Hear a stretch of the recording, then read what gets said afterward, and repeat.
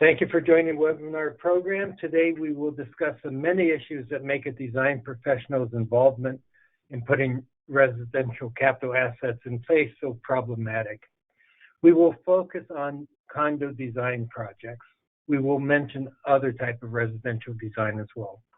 If you are looking for this webinar to provide the solutions to the enhanced risks that condo projects create for design professionals, you will not find them. There are no easy solutions.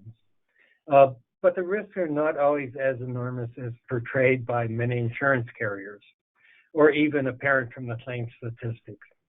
The CNA program that we run insures many firms that specialize in residential design, and specifically in condos.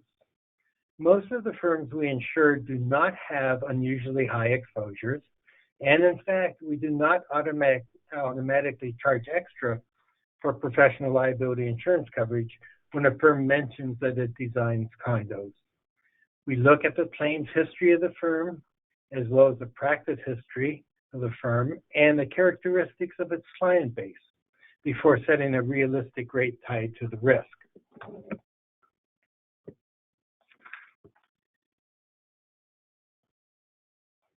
Now, you know that there are challenges. We've talked about them for many decades, and despite some legislative solutions promoted mostly by contractors, there is still significant risk. We will discuss these bullet points, but I want to focus mostly on the first. With every type of project, the project client is the greatest source of risk. On most projects, if we look at who brings claims, we find that 2/3 of claims are brought by project owners, and over 70% of the money we pay out on behalf of our insureds go to project owners. So on many types of projects, the client is the greatest source of claims. With condo projects, we could also say that the client is the greatest source of claims, but it's in a different way. A bad client, one who wants a fast turnover or who is a developer set up as an LLC and using money from individuals who want a quick return, sets the design team and the contractor up for future claims. The claims are not brought by the project client, but are created by the project client because of the client's lack of concern for the long-term value of the project. So the client skims on design time and considerations such as using specialty consultants for waterproofing and acoustics, and basically bargains for a low design fee and places a bullseye on the designer's back. The condo developers who often focus on low-cost, profitable designs and ignore quality and long-term viability are really the virus that causes the damage to design firms. But some owners do have a quality control program that through their quality control program, the quality on a project is not really compromised by opportunities for front-end savings.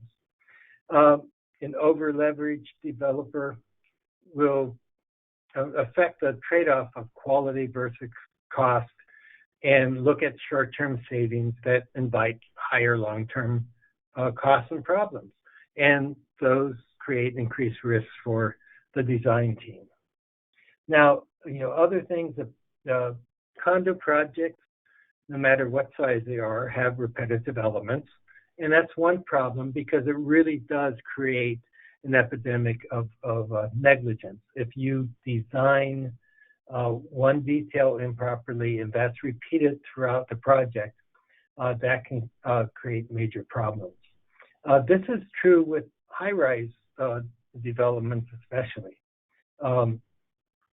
But it also occurs in the higher risk projects, and the higher risk projects are usually the wood construction, the stick-built projects that often have water intrusion problems, roofing problems, or many other problems that cause condo buyers the major headaches and force them into a situation where they're going to bring claims. Now, water intrusion, as you can imagine, really poses one of the greatest liability risks on condo projects. You know, given the ownership of the condominium by multiple unit owners, you know, multiple claims for the same or associated issues may arise.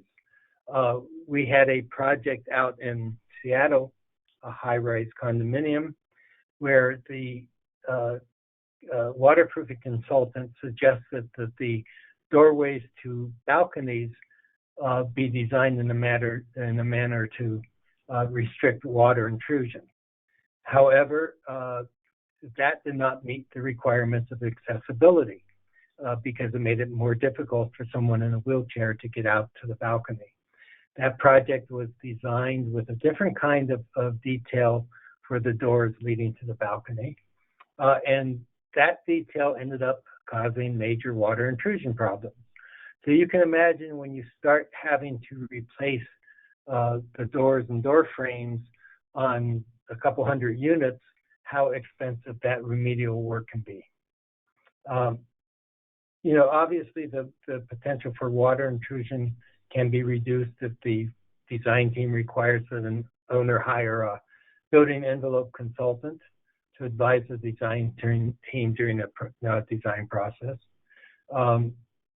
And really to look at construction details and specifications and review the architect's construction documents for prevention of water penetration problems. Some jurisdictions, in fact, now require that architects confirm or certify the suitability of the exterior envelope design for the specific climate conditions of the project's location.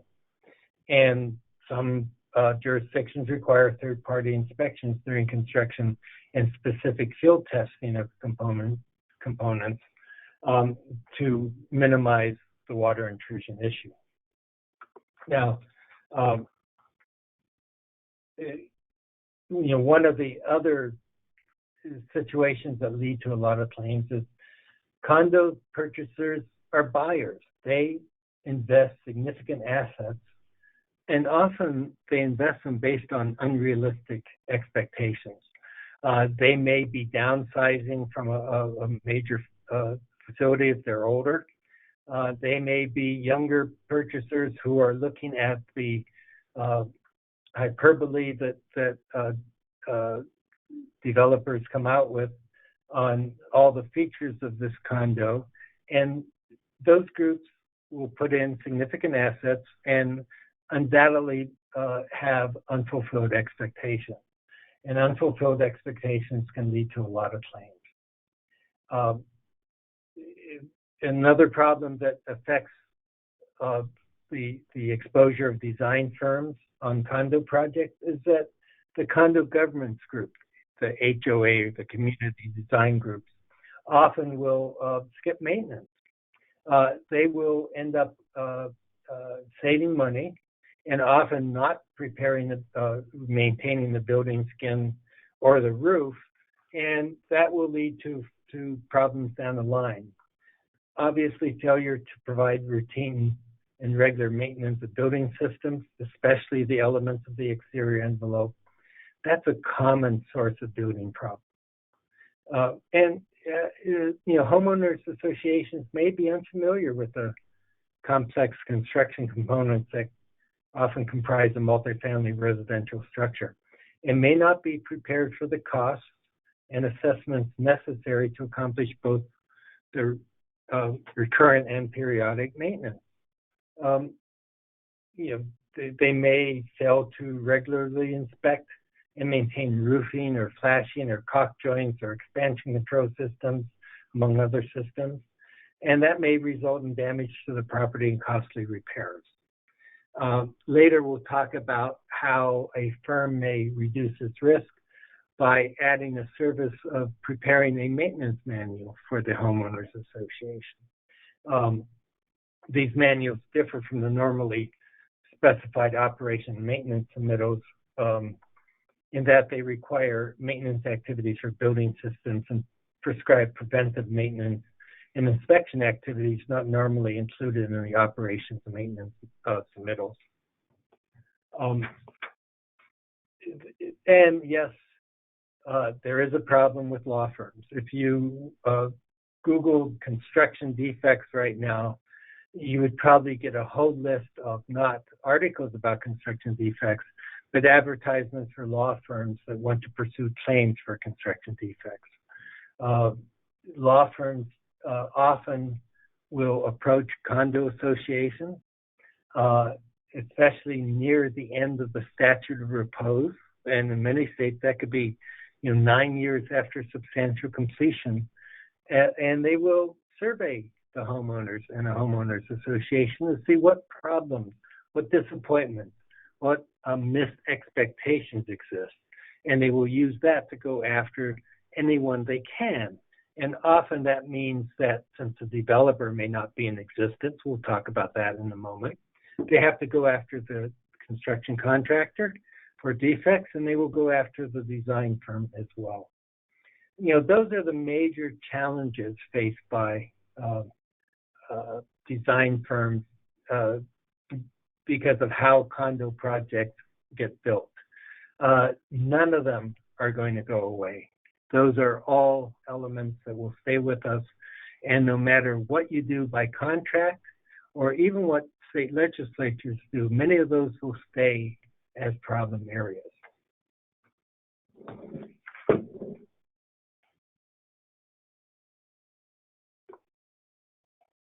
Now, let's talk a little bit about the claim statistics. Here are some statistics from our database of claims. For this 10-year period, the average paid claim, and that is how much insurance money is paid out above the policyholder's deductible obligation, was over $250,000. But it is not only the amount of payment. Condo-related claims, indeed all claims related to residential design, require a payment more often than on other types of projects. On most projects, less than 30% of the claims brought against design firms actually require an insurance payment. Some are dismissed with minor defense costs, some just disappear. But 30% is usually about, for most project types, the amount where there has to be an insurance payment to correct harm, to pay for a cost, loss, or damage caused by the insured firm's negligent performance. That percentage goes up significantly with condo. The plaintiff success rate for condo claims is 28% higher than on other project types, which means that condo claims end up being paid more often. And with that kind of an average paid claim, that's a lot of insurance money being paid that has to be collected from those who are policyholders. The most demonstrative statistic is when an insurer compares the percentage of reported income from condo design services to the percentage of claim payments related to those projects. Even though reported billings from condo design services is only 4% of the total reported billings, of the claims brought against our policyholders, over 11% were related to condos, and almost 17% of all the claims payments went to condo-related claims. And that's a major source of why condos are so expensive to insure. When you look at the comparison of percentages, when you compare the percentage of billings to the percentage of claims payments, it's a 4.15 to 1 ratio over that 10-year period. Now, other insurance companies that attempt to keep track of these statistics often report ratios higher, perhaps higher to the tune of 4.5 to 5 to 1 ratios. Again, not every firm we insure which designs residential projects and specifically condos have that kind of a ratio. We insure some firms that charge appropriately for their services and manage their risk in a way that the claims cost to billing ratio is much lower. Otherwise, we would never insure firms with condos in their portfolios. And remember, insurance is based on a mathematical theory created by the Bernoulli family centuries ago. It's called the law of large numbers. So insured in our program, if you're insured in our program, we insure so many firms that we are able to pay the losses and not exclude such firms from coverage. But in general, firms providing design services on condos should be looking not only at the hours of time they spend on the condos, but the value created for that client and the risk that they have to absorb on such projects. They should really be charging more for their services. We would love to see you make more money for the services you perform. Now, let's talk about jurisdictions. One thing that is often lacking in the risk management plans of firms providing services on condos is a real understanding of the statutory and case law affecting those project types. Any project that is subject to some form of consumer protection laws must be looked at carefully to assess how those laws shape the risk profile of the firm providing the services. Remember, the United States has 56 separate jurisdictions, not counting the hundreds of sovereign entities that are recognized tribes of Native Americans. And these jurisdictions have varying laws that apply to residential construction. And in the case of condos, on how the turnover to a condo association happens and how the management of the HOA must be established. Government regulations as well as case law affect every type of project. But with condos, the design team and the construction team must be aware of specific state or at times city laws that apply. Please make sure that if you're doing these kind of a project, you have a local legal counsel that is expert in the applicable state laws on and the legal restraints on condo design. They have to be the ones who look at your contract language. They have to be the ones who look at what the developer is proposing to you. You need that kind of expertise in condo development if you're going to be designing condo projects.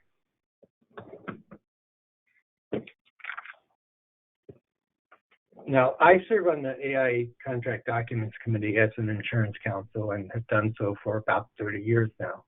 And one of the difficulties that program has is coming up with contract language that is appropriate for condo-related services. Because of the unique risks there and the varying risk jurisdiction by jurisdiction, there cannot be one form of contract. The state laws vary too much. The requirements put on, because of consumer protection laws, are put on residential construction in general, vary greatly from state to state. Even the AI B109, which is for multifamily or mixed-use residential projects, cannot be used on condo projects without modification. The new version of the B109 should be out shortly, and following its release, there will be a new B509, which is alternative language that could be used to modify the B109 for condo design services. But one thing is clear, and that is an architect or an engineer cannot simply make changes to a standard owner-designer professional contract without consulting the local attorney, what we would call a jurisdictionally competent legal advisor, to help tailor the professional services agreement to the specific state laws. Now, you should be able to find out more about what needs to be included in or excluded from a contract by contacting your state or local professional society or trade association. But don't assume that crafting a sound and fair contract is easy. You need assistance.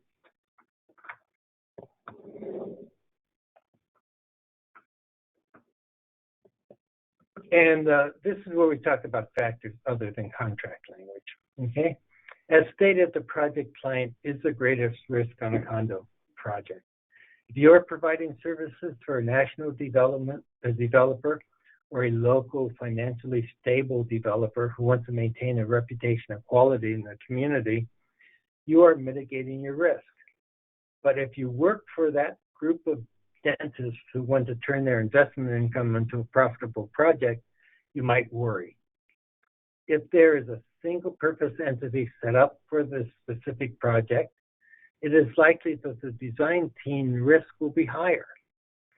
If that single-purpose entity is set up by a major developer, that major developer will still be there, probably long-term, to defend its reputation. But if it's set up by a developer who just wants to set up a low-cost vehicle to put a project in place, that developer will disappear, will go out of business, and the risk will be left to the contractors and design team members who are still in business.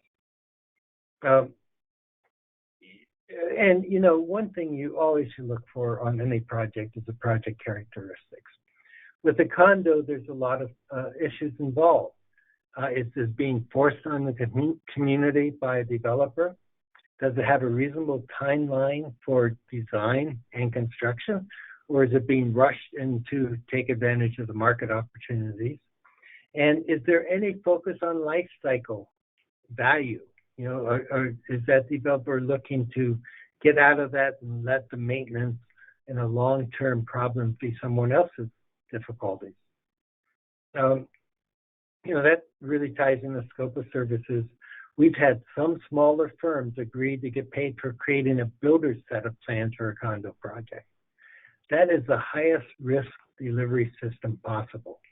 If the project owner is not allowing a full scope of services, including involvement during the construction phase, and is not adding waterproofing, acoustical, HVAC, and other specialists to the design team, you might question the overall scope of professional services being planned.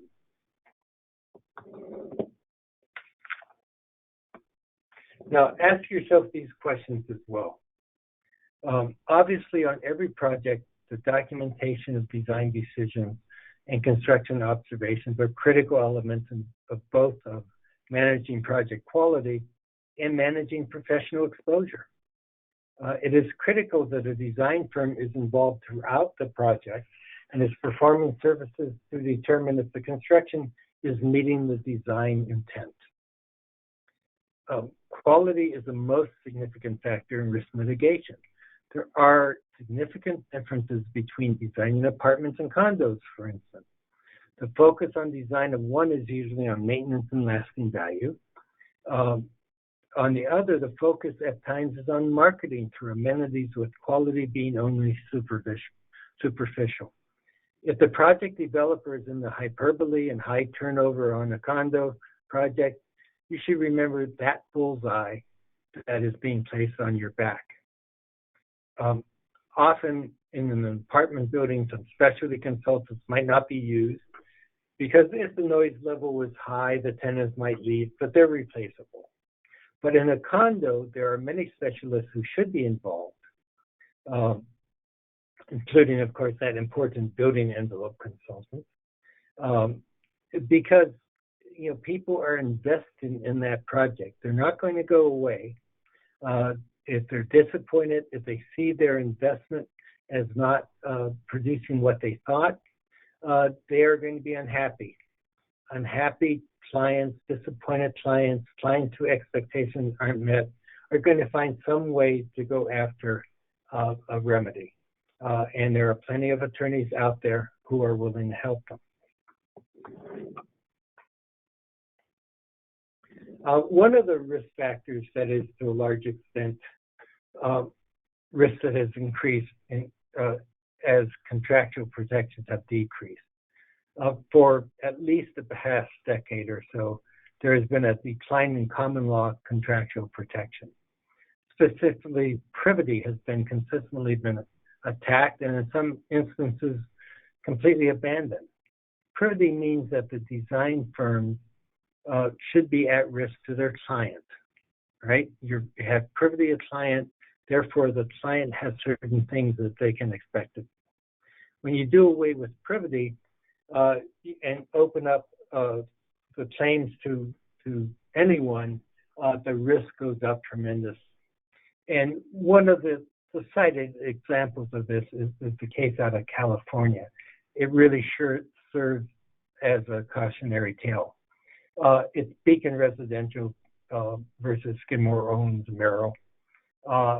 It's a case where a condominium homeowner association sued, among others, two architectural service providers, Skidmore and HKS. So both SOM and HKS were involved. Collectively, they were called the architects in the lawsuit. The HOA had never contracted with them. Instead, a developer contracted for design and construction of a building that was shortly thereafter converted from apartments into condo units, at which point the HOA came into existence. While traditional contract law protected design consultants and contractors from liability to third-party beneficiaries, that's the privity issue. That's no longer the rule in many jurisdictions. And the Beacon Court even took it a little bit further than that. They looked at a series of cases stretching back over 50 years in which privity of contract protections were undermined, and found that although liability for the supply of goods and services historically required privity of contract between the supplier and the injured party, the significance of privity has greatly eroded over the past century. The court held then that an architect who is the prime design professional owes a duty of care to future homeowners in the design of residential buildings, where the architect is providing professional design services and is not subordinate to other professionals. So HVAC engineers will be off the hook. Acoustical consultants might be off the hook. Even those building envelope specialists might not be sued by the HOA, but the prime design professional, the architect, could be. That court said basically that the duty of care extends to such architects even when they do not actually build the project, right? Even though they're not the contractor, or exercise ultimate control over construction. And, the developer, the builder who is now selling off the condo unit. And that's a major change. And that means that you could be at risk, whether you're in California or other states, to any owner of a unit in a condo. And, that helps to broaden that risk tremendously. Now, we'll see some legislative efforts to try to narrow that as well. Now, one thing that some firms do is they try to get the client to promise to, for example, defend and indemnify the design firm from those kind of claims. That contractual provision might be unenforceable under the law, or simply for practical reasons. A client that no longer legally exists has no duty to carry out a contractual obligation. And because so many developers simply cease to exist as a legal entity that signed the contract with the original design team, having them promise to do something is illusory. The idea of alternative dispute resolution by covenant, for instance, a mediation provision, might not be workable because that could be seen by the courts as a gratuitous promise. And if the developer does not include that or is unable to include that in the individual unit sales contracts or in the homeowner association bylaws, the promise to work mediation into the dispute resolution mechanism may not be enforceable.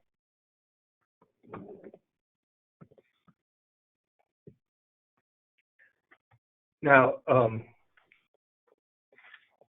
every project, the design team should look at the legal existence of its client. How the client is organized makes a difference as to whether it can or will pay professional service fees. But it also means that contractual obligations, even if they are stated to survive the termination or completion of the contract, have nothing behind them. There is nothing more worthless than a promise to absorb by contract the risk of another party if the promisor's legal life ends, right? So many of the protections that firms attempt to build into their contracts are essentially worthless. If the client does not exist or does not have assets to support an obligation assumed by contract, that language won't make a difference. Now, how quickly a contractor can go out of business depends, of course, on state laws. In some cases, especially with quality developers, the idea is not get out as quickly as possible and let someone else bear the burden. But with some developers, it's easy for them to disappear as a legal entity.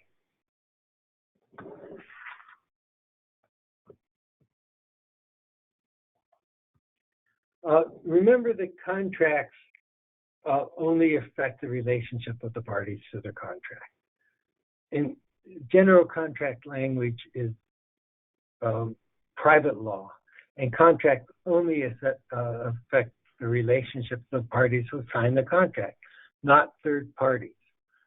In the Beacon case, the court was not extending contractual rights to the condo purchasers as third-party beneficiaries of the original contract, as much as it was really establishing separate rights outside the contract, separate rights because they were homeowners. So you might try to pad your contract or lard up your contract with disclaimers and exculpatory language that you borrowed or that someone who cares more about marketing than law suggests might have some value, but you may find that they have absolutely no value for you against claims from third parties harmed by negligence in design. Part of this, of course, is dependent on state registration laws. The language of some really seem to make the design team essentially liable for the entire world. So when you're looking at signing a contract to do a condo, look at your state registration law and recent rulings in your state. Are you there to protect public health, safety, and welfare? If so, that may justify having claims against you from unit owners. If you're there to design to meet codes and standards, that may be an entirely different level of risk. There are specific state requirements that have an impact on the ability of the design firm to be protected by provisions included in the condominium bylaws and purchase agreements for each unit.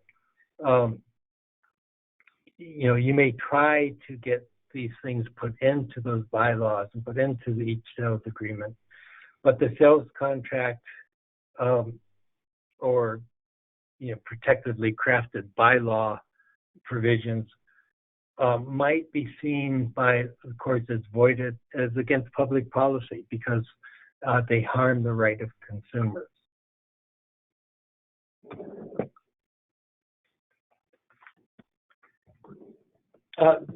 So much for the bad news is there is no silver bullet that will snuff out many of the risk issues associated with residential projects and especially condos. But there is some good news. That even if contract language is unenforceable, sometimes with some parties who do not know or are unwilling to gamble on the enforceability, might be deterred from bringing a claim. So we don't want you to be totally, worried about the language you use in some contracts. Just don't trust it to protect you entirely. We've spent decades dealing with the enormous risks involved in designing condos, and we know that no effective contract language has emerged, no silver bullet. But we will look at some attempts to add contract language to protect the design team. And we'll look at these. These are some of the standards. There are others. I think these are the ones that often are most used by firms that try to protect themselves. There are ways for some of these to work because they focus mostly on your actual client rather than the third parties buying the homeowner unit. But there are others that I think courts have seen as probably being helpful to all the parties involved. Let's look at some of these.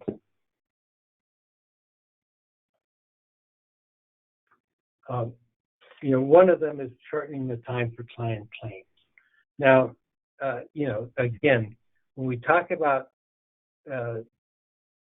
contract language, sometimes they're not effective, and with all contract language, the interpretation of the provisions and whether they are construed to be in accordance with state laws varies. So you always have to rely on legal advice and opinions of local counsel.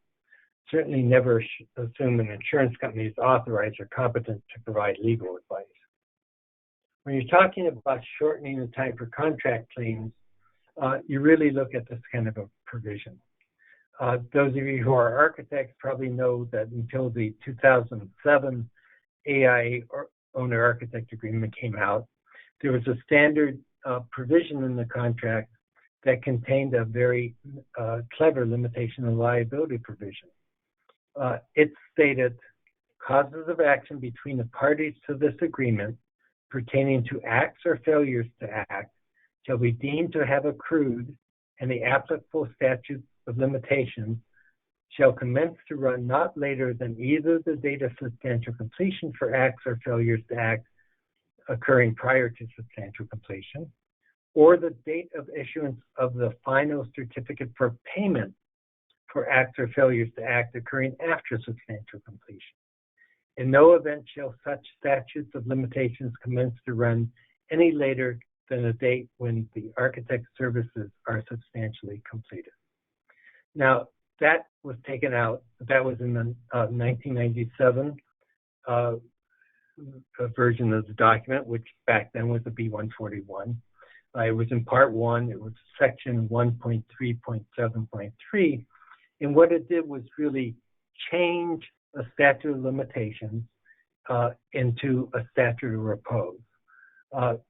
So, when you look at a much shorter time period, and statutes of limitations are much shorter time periods, and you make that an absolute cutoff, you're really cutting off that client's right to bring a claim against you. Clients finally figured this out. There were some major legal cases that held this, that said client claims were invalid because of this provision, and pressure on the AIA forced it to change and do away with that limitation of liability.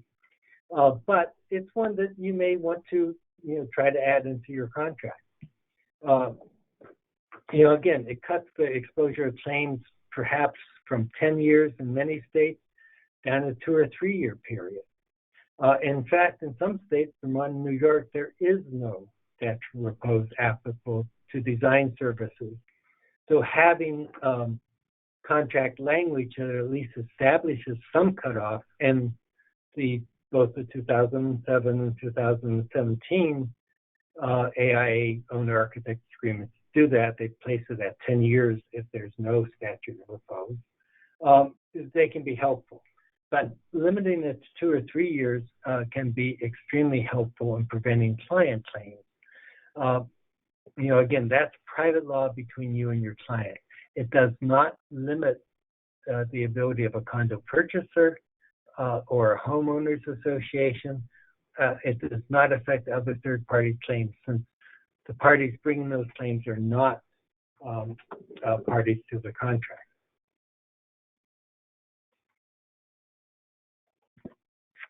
Now, another attempt is to have a client waive claims. You could have a client voluntarily waive its right to bring a claim. There's a number of provisions that do that. Some of them just talk about consequential damages. This one is a little bit broader than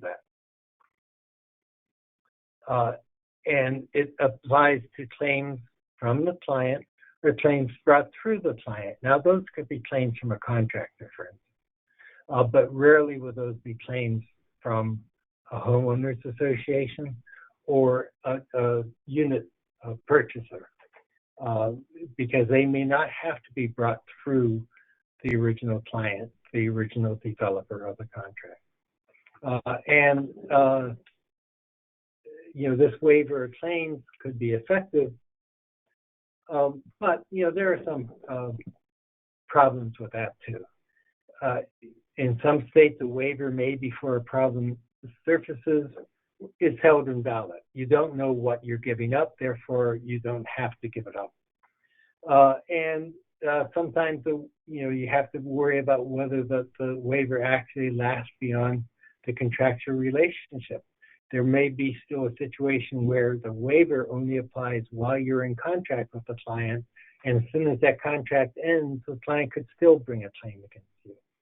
And again, such a waiver only affects those claims that can be brought by the client or through the client, and there's no limitation on third-party claims built into that. Limitations of design firm liability is always an idea. Starting about 4 decades ago, the idea of a contractual limitation of liability began working itself into professional service agreements. Although there's a lot of protective language in the standard AIA contract, there's only really limitations of liability in a few contracts brought out by the AIA, because one of the difficulties with limitations of liability is that they often have to be state-specific. So you have to really craft it according to what your state requires to make it effective. Now, if it's a negotiated limitation of liability between the design firm and the client, it's usually enforceable, but often the hidden assumption of risk is not. So in some cases, that when you say the client agrees with the total liability of the design professional to the client is only X amount, and there's a number of ways you could define that amount, that may not apply when the client has to pay another party and then come after you. It may not apply in other cases where the court may see the client as having to really pay on your behalf to a third party, because indemnification provisions often are governed under state law in different ways. So limiting direct client claims and contractors' claims that come through the contract might be legally possible, but again, such provisions do not preclude third-party claims or possibly unlimited exposure to professional liability claims from those third parties. Now, one advantage is obvious. If the client limits the liability of the design professional to third-party claims, it's probably increasing its own exposure. So even if it might not be effective, that kind of joint worry about claims from third parties might put both the client and the design firm or the design team on the same side of the table. So they might really work together to fight off a third-party claim.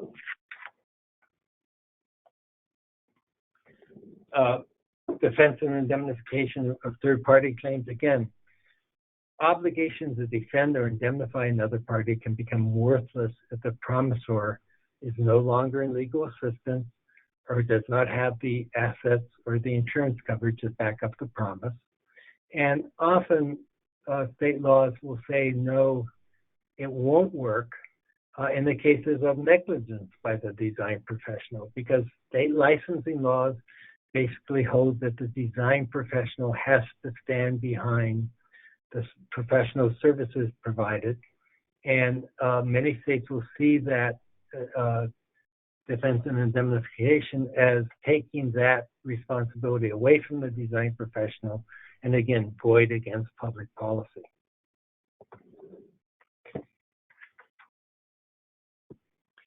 A further explanation of why such language can or cannot be effective are some of these. Again, if you're not in existence, it doesn't matter. If the design client's a limited liability entity and only has stated assets, those stated assets might not be enough. If the design client is a corporation with a limited existence, goes out of business. The promise effectively ends when they go out of business, unless for some reason there's some kind of an escrow or something to back it up in the future. And defense and indemnification language might be effective even if the client stays in business and is financially solvent, but it's against state law. So, what you have to really look at your specific state situation. Indemnification provisions are extremely highly state specific. It's not one size fits all. Now, let's talk about maintenance instructions. I mentioned this earlier. One of the proactive things a design firm can do is to extend its services, and often extend its services into the occupation of the facility. Because so many condo claims are based on poor maintenance of the building envelope or other parts of the project, a service a design firm can provide that helps to minimize this exposure is a maintenance manual. If this is passed on to the HOA along with the requirement for periodic inspections, the likelihood of a future claim is reduced. And some design firms have found that doing this actually leads to a continuing relationship with the building, or with the building owners and the homeowners association, and that really lessens the targeting of the firm for a future cost recovery effort.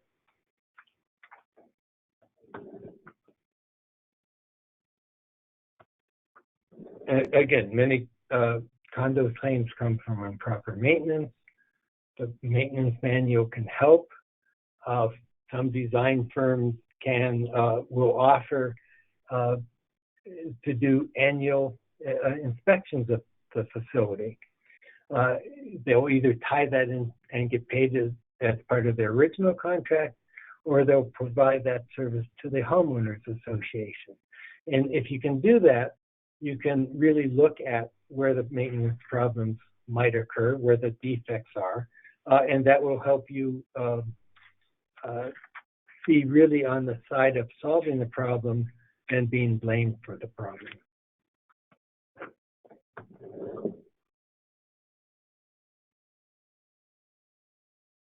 One of the issues that came up before the Great Recession, and I think it's coming up again, is the conversion of a project to condos after it's been put in place. There are some things you can do to try to protect yourself in that case. If the client decides during the design and construction to change from rental units to make them available for purchase, and you have a provision in your contract that states that they are meant to be owned by the client, you can have a client waive claims against you. You can have a client try to defend you. And in some cases, you might even ask for an escrow payment. If you want to convert it to condos and our contract with you does not allow that, the remedy is that you have to put money in escrow to defend us in the future. There are other ways to really get around the problem of conversion to condos. We know that when a completed project is converted to condos for sale, there can be a number of problems, and those probably should be addressed up front. Make sure your client knows what you're designing for and why conversion to condos will take a different level of design and different design attributes. You can use one defense against these claims is that the new use was not foreseeable, and to be held negligent, you have to be held to have a duty, to breach that duty, and to cause damage that was foreseeable. And the argument is that if you did not know they were going to be condos, the damage that a homeowner is claiming, the unit owner is claiming, was not foreseeable at the time of the design. That's a hard argument to make. That rarely reduces the design firm's exposure. Now, if there's a fairly short statute of repose in the state, and there are some states like Tennessee where I think there's a 4-year statute of repose, a contractual provision that delays any conversion until after the statute runs really is helpful, because that prevents many claims from unit owners or the HOA. Once that statute of repose runs out, the state law that put that statute in place says other parties can't bring a claim against you. In many states, again, that statute of repose may be 10 years. That's an awfully long time to hold an owner accountable for non-conversion to condos. But anything you can do to keep that condo conversion from happening, or to put something into your contract that really states that these were designed as apartments and not as condo units, can be helpful. If you can't recover from the original client, it may be at least documented in a way that will help you defend against future claims.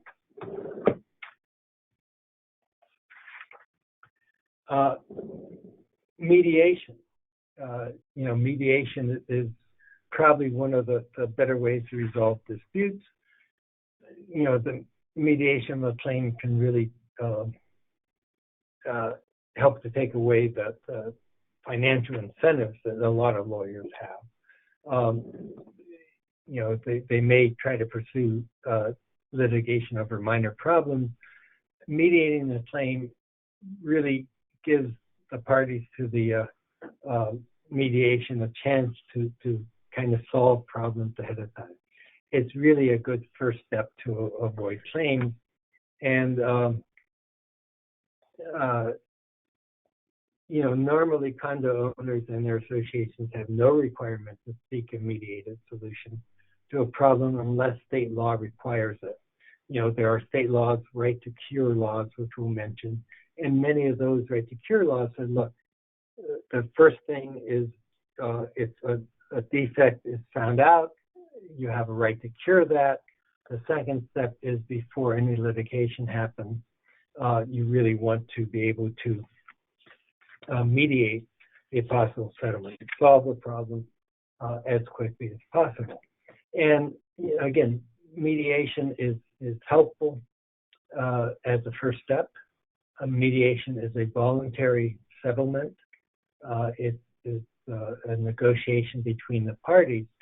If for some reason in the bylaws arbitration or litigation is required, that can be a problem. Arbitration can be extremely costly, as is litigation, but arbitration is binding and final. And once you're in arbitration, it's difficult to do anything other than to go through with arbitration. And arbitrators, who are often former judges or perhaps construction professionals, often will make decisions based somewhat on the law, but could very well be based also on the protection of the consumers. So arbitration tends to be a less likely way to solve a problem. If you have litigation, even if that litigation is being guided by a predatory law firm, there at least is some possibility during that litigation to mitigate the risk, to solve the problem, to somehow negotiate a settlement. So arbitration is probably the least likely way to solve some of these problems. But if you can get a mediation provision into the condominium bylaws and a purchase agreement for each unit, that will help solve many of the problems. It's a lot harder to see a person negotiating with you either directly or through a mediator as an enemy than it is when you're doing arbitration or litigation.